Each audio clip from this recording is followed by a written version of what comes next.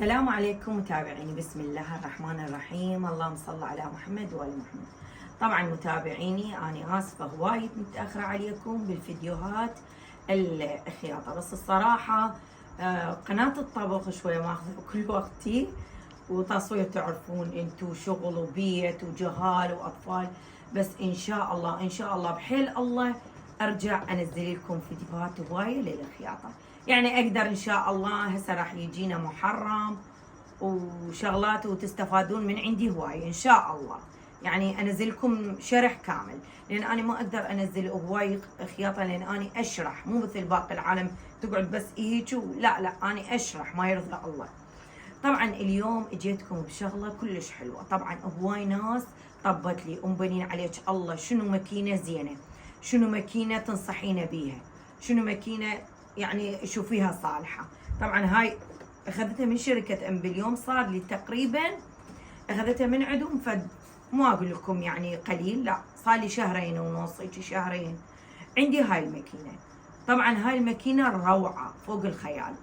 اولا يعني انطاني ضمان بيها سنة كاملة حقيقي، وهذا الضمان انه انا مو لا سمح الله عطلت واني قبل اروح انا اوديها للشركة ويرجع، لا اكو رقم يجي وياها تتصلون بيهم، اذا عطلت وصارت باشكال تجيكم راسة يجوكم للبيت ياخذوها من عندكم يصلحوها ويرجعوكم، ما دام بس هي الماركة اوروبية.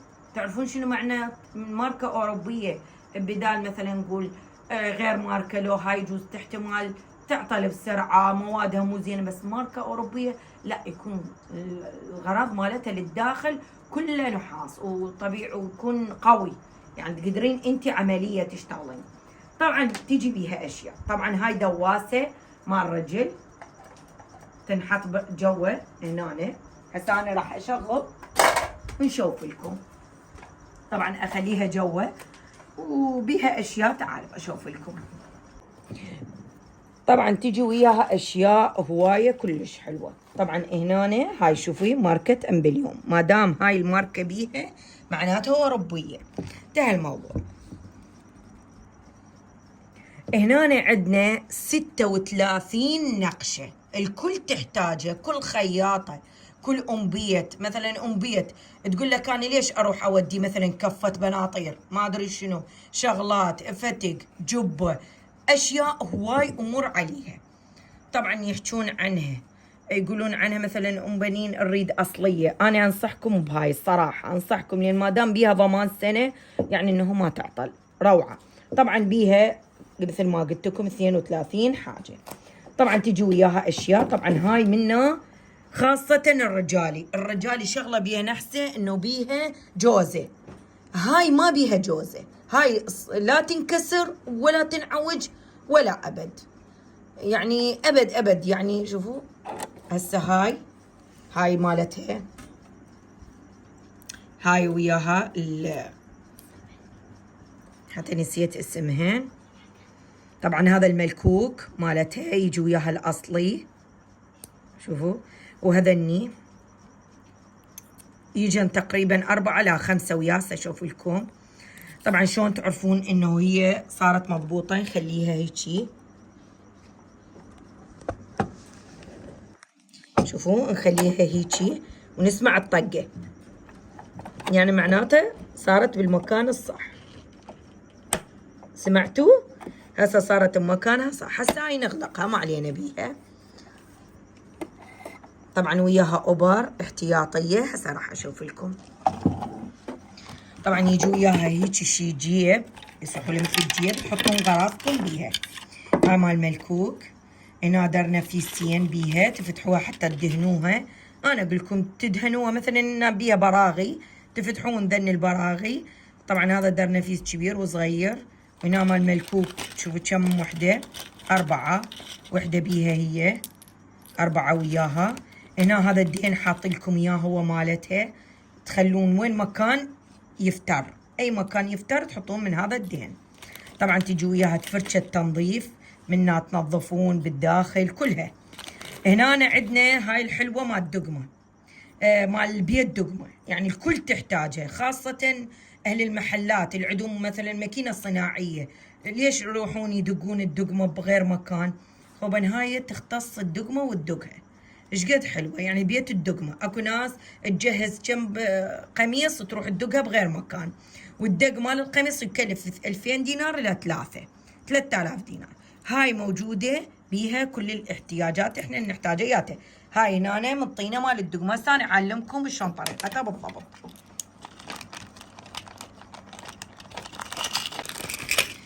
هنا شوفوا، هنا عندنا مال تطريز تخلوها، هنا مال دقمة، الدقمة تحطوها ودقمة تدقون دقمة.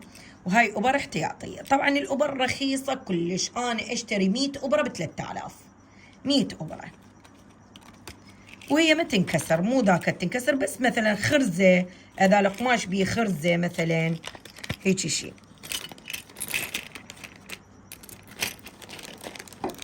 هاي هنا ارجعها بالهاي، وشوفوا هنا شوفوا نجي هيجي. هاي انتهى. هنا عندنا نتحكم بالاشياء اللي موجوده. هسه انا راح اشوف لكم طريقه كلش حلوه، بس اوقفوا خلي اكمل لكم الباقي الاشياء اللي موجوده وياها هذا، يعني حتى تظل نظيفه والجهال ما يلعبون بيها. تلبيسه يعني تغطي حتى جهالكم مثلا نظيفه تظل، ما يلعبون بيها، ما يدمروها، ما يخربوا لكم اياها. هاي الاشياء وياها شوفوا حتى انه يستخدموها قبل ما يعطوش اياها، يعني يستخدموها يقولوا لي تشوفي كل شيء بيها نقشات تجنن، روعه. شوفوا شنو اللي ببالك؟ اوفر خبن. هواي ناس تحتاج الاوفر وسعرها هم غالي. هاي بيها اوفر، بيها كل شيء. ويجي وياها دفتر يعلمك اشياء هوايه بيها. مثلا لا سامح الله عطلت، شوفوا هنا يقول لك تفتحين هيك تسوين هيك. شوفوا هنا يقول لك شلون تدهنين الماكينه، شلون تنظفيها تفرشيها، يعني ينطيك تفاصيل عنها هوايه. يقول لك هاي الدواسه المن تحتاج، شوفوا يقول لك اوفر هم تضرب باعي. شلون يقول لك الحرف مالها باعي، يقول تخليها شوفي على 3 5. شوفي يقول لك تنظميها على 3 5، تنظميها يعني يعطيك التفاصيل مالتها. هاي النقشه ينطيك هنا. شوف الدقمه يقول لك من تريدين تسوين هنا تريدين تسوين كشكش باعي. اكو واي ناس تحتاج الكشكش هوايه. هاي دواسه وياها موجوده، شوفت لكم يعني هماتين باعوا. هنا شوفوا هاي الدواسات الباقية انتو تشتروها الصراحة، هم بعد ما ينطوكم اياها، انتو بعد بس دا ينطيش يعني الافكار اللي انت تشترين الدواسات. يعني مثلا جبتي هاي الدواسة يقول لك هيك رقم تخلين، يعني انا بدون شرحي لح تفهمين على الدفتر لح تنظمين الاشياء كلها. شوفوا هنا دبل ابرة، مثلا تجيبين ابرتين تريدين خيطين مثلا لحفان، تريدين بطانيات شغلات، هاي الها نظامها. شوفوا هنا عندك كل شيء، هنا تطريز يجنن روعه. هنا اوفر بس اوفر بسيط كشكش يعني هيك شيء. شوف كل شيء منطيك اياه. شوف هنا التطريز ماله، يقول لك الحرف ماله، يقول لك النظام مالته كله دا يقول لك اياه، يعني دا ينطيك الاشياء اللي انت تنصحين بيها، يعني دا يعلمك الاشياء اللي تجيك. بعد كل شيء موجود يعلمكم. هنا أنا شوف كل شيء موجود. شوف هاي النقشة ايش قد حلوة. شوف يقول لك هيك شيء يعني تمشين عليه الأحرف مالته. شوف هنا الأوفر، هذا الأوفر نحتاج احنا، هذا الأوفر الكل تحتاج خياطة، كلها يحتاجون هذا الشيء. شوف يقول لك هذا النظام مالتها، نظميها على هيك وهيك وهيك، يعني ما يقبل غلط. هسه تعالوا نشتغل عمليا. شوفوا كم آلة. شوفوا هذا اوفر اللاخ، هذا ينقفل قفل لسحوله. هنا الدقمه اللي شفت لكم اياها، هاي هنا الدقمه. شوفوا هذا اللي ينقفل كله موجود. شوفي كله شو تريدين انت تنعمين. هاي نفس التطريز اثنين، بس تريدين خشن وسط ناعم حيل ناعم. اشياء كلش هذا الدفتر تستفادون من عنده، حتى لو ما تعرفون حتتعلمون على هذا الشيء.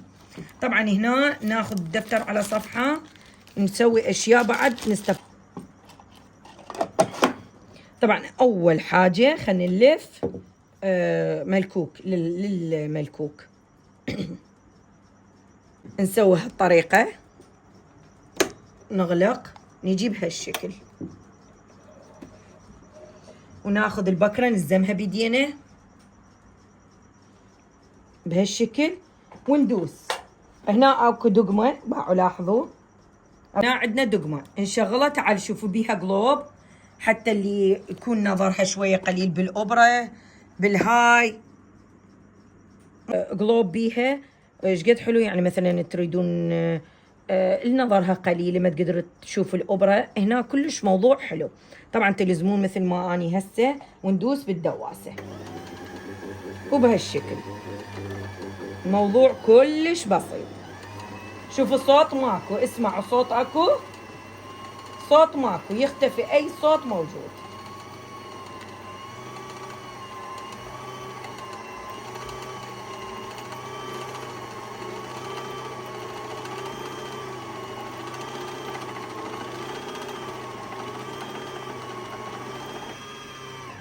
وقفت يعني معناتها ها هي.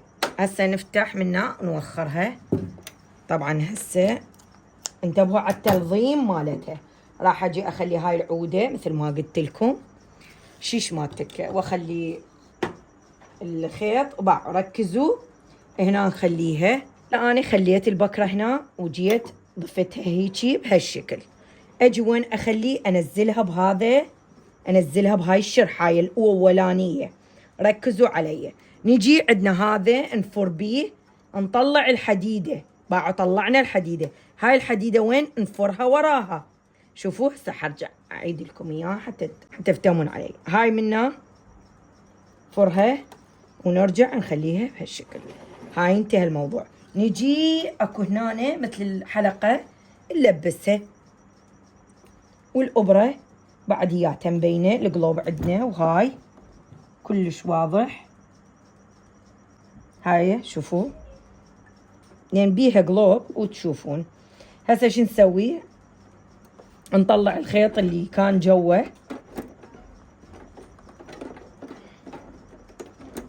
هذا الخيط طلعناه بهالشكل. نفر بهاي ونجي نوخرها على صفحة. هسه نجي نشتغل كخياط عادي، يعني كخياطة تريد تشتغل خياط عادي. أنا طبعا خليت لكم أسود بأبيض. طبعا هنا باع ركزوا علي. عندنا هاي التفور. شوفوا شو تبدل لكم. هاي النظام اللي هنا نريده. طبعا اني هسه حخليها على حرف اي حتى اخيط. حرف اي حتى اخيط خليتها. اجي هنا النظام اريدها خياط طبيعي مرتب. خليتها على رقم 3. هنا خليتها بين 3 وبين 2. وهنا خليتها على 3 خياط طبيعي. ما بي اي مشكله. هسه تجون هنا نقول بسم الله وراح اشوف لكم السرعه مالتها ايش قد حلوه. نقول بسم الله. شوفوا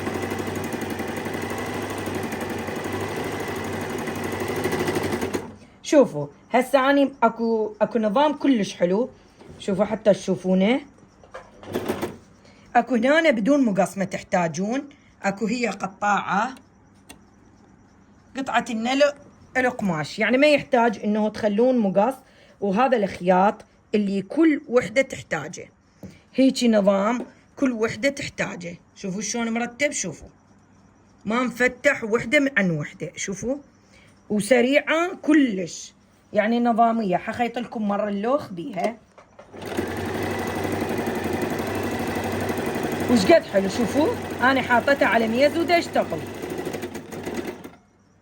منها اقطعها. شوفوا ايش قد حلو خياطها كلش حلو ومرتب. هسه ايش عندنا نريد نغير. مثلا جي نريد نظام. طبعا انا راح اشتغل لكم على هذا النظام. شوفوا حلو نعطيكم 0 وهذا النظام 0 معناته هنا نشتغل على هذا. وهاي النظامات كلها موجوده هنا.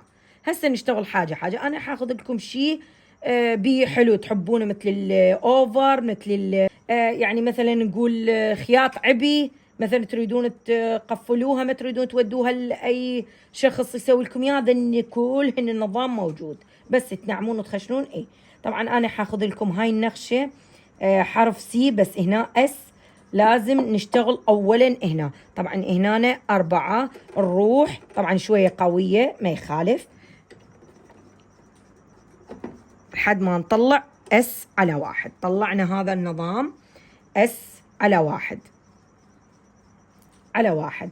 نيجي هنا النظام مالتنا حرف سي، اجي هنا افور هذا بي سي، هنا شنو صار عندي سي. نيجي هنا النظام شي يقول لي هناك بالكتالوج موجود، كان يقول لي 4 على 5. انتهى الموضوع، وهاي اعوفها مال خياط، هاي مالي دخل بيها. من نسوي نقشات نشتغل بس ذني، هو دا يقول بس تتحكمون بذني. هسه نجي تعالوا نشوف النقش مالتها اللي احنا قاصده. مثلا نقول بسم الله، نرفع منا اكو آلة ترفع لكم الهاي وتشغلون.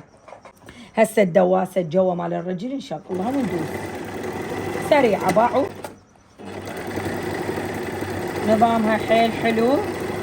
هسه راح اشوف لكم النقشة، نقطع ما يحتاج هواي.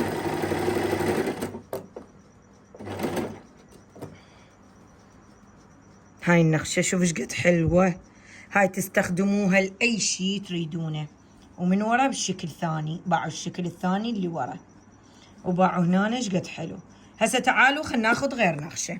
طبعا شو تحبون؟ مثلا هسه نشتغل، مثلا نقول حشتغل لكم هاي. اني هسه نفس النظام، اني هذا من حطيته على 1 اس، بعد هنا انتهى. هاي اي شيء اشتغل عليه. من اريد اغير من ذني لا، لازم نروح على الصفر. هسه انا راح اشتغل لكم بعد بس وحده، اشتغل لكم هذا اتش. هسه النظام مالتنا اريد اشتغل لكم هذا الحرف الاتش. طبعا احول منه هذا دي، هنا نروح هذا الاتش موجود، شوفوا هذا الاتش. هنا نفس النظام ما نغيره، هو نفسه. نجي هنا نسويه على 3. شوف النظام مالته ايش قد سريع. هذا للاوفر، مثلا انت تريدين تسوين اوفر، ما عندك اوفر بالبيت، تدقين عبيد، تدقين اي شيء اللي تحتاجينه. هذا للاوفر.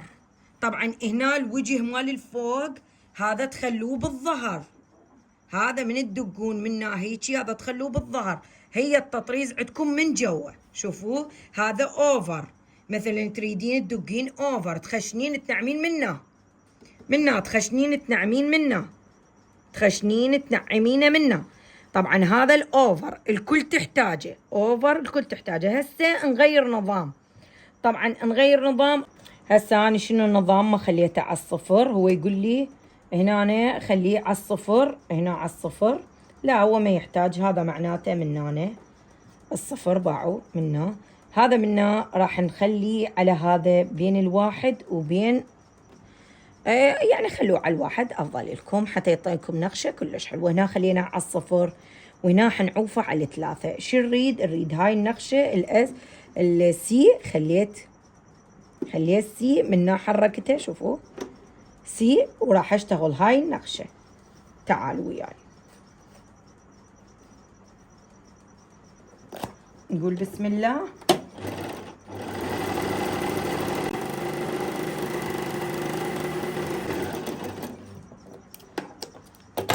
هاي بعد اكو احلى منها، تخبل نقشه مالتها تجنن. شوفوا هسه شو نسوي. اكو ناس هوايه يعني هسه ما يحتاج انه انا اذكر لكم، بس راح اقول لكم شرح هم ثاني. هنا 2 على اس، حطيته 2 على اس، واحتاج شنو يعني نخليه. نقول هاي نقول 1 هاي بي، نحطه على حرف بي، واحتاج هاي. طبعا اي نقشه تحبوها تشتغل عندكم. هنا انا خليته سي اس على 2، هنا نظمته هذا اللي اريده. هنا راح نشتغل بي، هنا هنا نشتغل بيه، وهنا 2 على اس، وهنا راح نخليها على 3 نشتغل بيها. نشوف لكم، نقول بسم الله، وهنا شوفوا بي.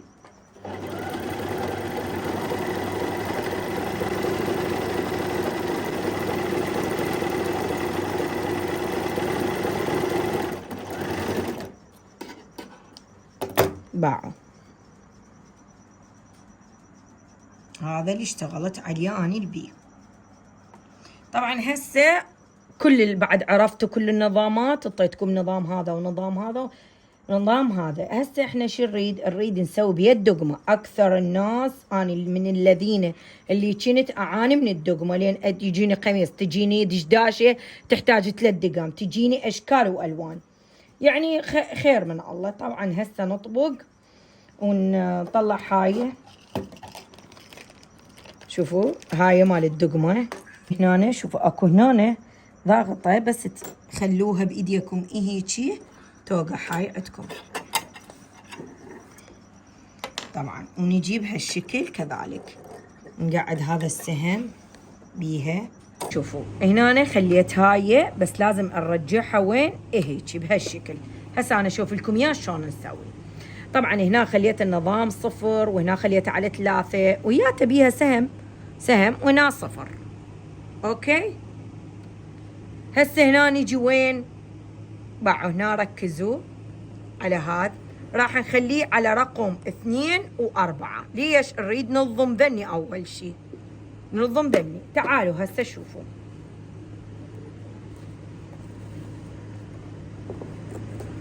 نرجع هاي كلها بيها وننزل ونضغط، بس نضغط لضمنا. هسه بعد ما لضمت، هسه شو نسوي؟ نحول على رقم 3. باعوا ركزوا، شوفوا رقم 3 هو اللي طالب لنا اياه. شوفوا هنا طالب لنا رقم 3، حطينا. هسه شو نسوي؟ ندوس ونسحب. شوفوا نسحب على كيفنا القماش. انتوا اللي تريدون حطوا قياس، الا تريدون خلوا قياس. هسه انا وقفت اقول هذا القياس حلو ما بي عيب. اجي شي يريد الضمه، هم احط 2 على 4، ارجعه بس وحده. رجعته راح ننظم. انتهى الموضوع لضمنا. ارجع على 1. هنا أنا يريد 1، هنا خليته 1. شوفوا راح اجي اغلق. شو اسوي؟ لازم هيجي اجر القماش من اللي ورا، اسحبه. انتهى الموضوع. هاي بعد ما قفلنا، وهذا بيت الدقمه يجنن. شوفوا الكل تحتاجه. طبعا ايش يقطع عادي ماكو اي مشكله،